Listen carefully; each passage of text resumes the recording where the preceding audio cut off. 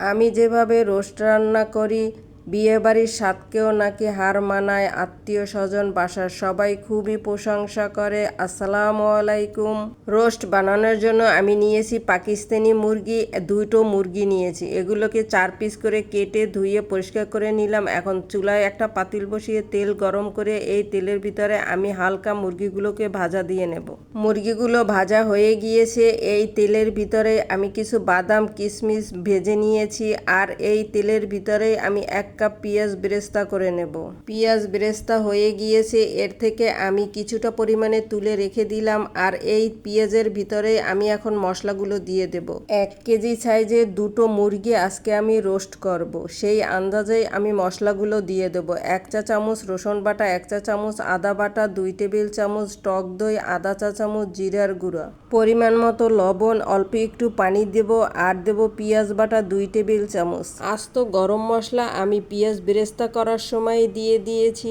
3 টুকরা দারচিনি, 5-6টা এলাচ আর 2-3টা লং দিয়েই আমি পেঁয়াজ বেরেস্তাটা করে নিয়েছি। 5-6টা কাঁচামরিচ মাঝখান থেকে চিড়ে আমি এখন দিয়ে দেব এই কষানোর ভিতরে। রোস্টের মশলা চুলার আঁচ মিডিয়ামে রেখে অনেকক্ষণ ধরে কষাতে হবে।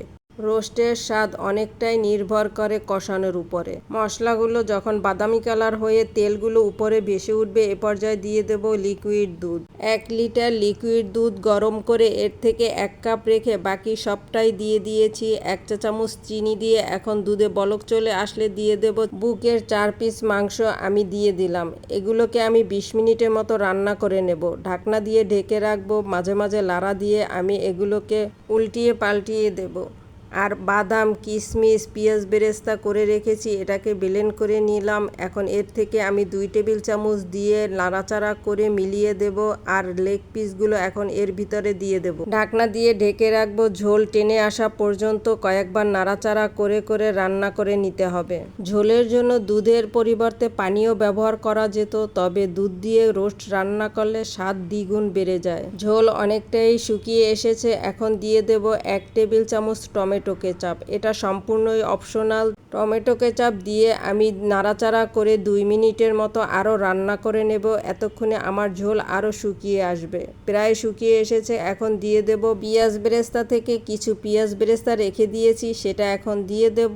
আর 2 টেবিল চামচ ঘি দিয়ে আবার আমি একটু নাড়াচাড়া করে সব মশলার সাথে মিলিয়ে দেব। ঘি মশলার সাথে দিয়ে মশলাটাও কষিয়ে নেওয়া যেত, তবে শেষের দিকে ঘি দিলে রোস্ট থেকে একটা শাহি শাহি ফ্লেভার আসে। রোস্ট রান্না প্রায় শেষ পর্যায়ে। এখন দিয়ে দেব 4 টেবিল চামচ গুঁড়ো দুধ আর আস্ত কয়েকটা কাঁচামরিচ দিয়ে একটু দুধগুলো ঝোলের সাথে মিলিয়ে দিয়ে আমি চুলা অফ করে ঢাকনা দিয়ে ঢেকে রাখবো। অনেকেই ভাবতে পারেন আগে ব্রেস্ট পিস রান্না করলাম তারপরে লেগ পিস যোগ করলাম। রানের মাংসের চেয়ে বুকের মাংস একটু শক্তই থাকে, তাই বুকের মাংস আগে সেদ্ধ করে নিয়ে যদি লেগ পিসগুলো দেওয়া যায় তাহলে আর কোনো মাংস নরম হয় না। একত্রে দিলে রানের মাংসগুলো বেশি নরম হয়ে যায়। ঢাকনা তুলে নিলাম। এই যে রোস্টের ফাইনাল লুক। রোস্ট তো আমরা সবাই কম বেশি রান্না করতে পারি, তবে স্বাদের একটু হেরফের হয়, এই আর কি। ভালো থাকবেন সবাই। কথা হবে আবার কোনো নতুন রেসিপিতে। আল্লাহ হাফেজ।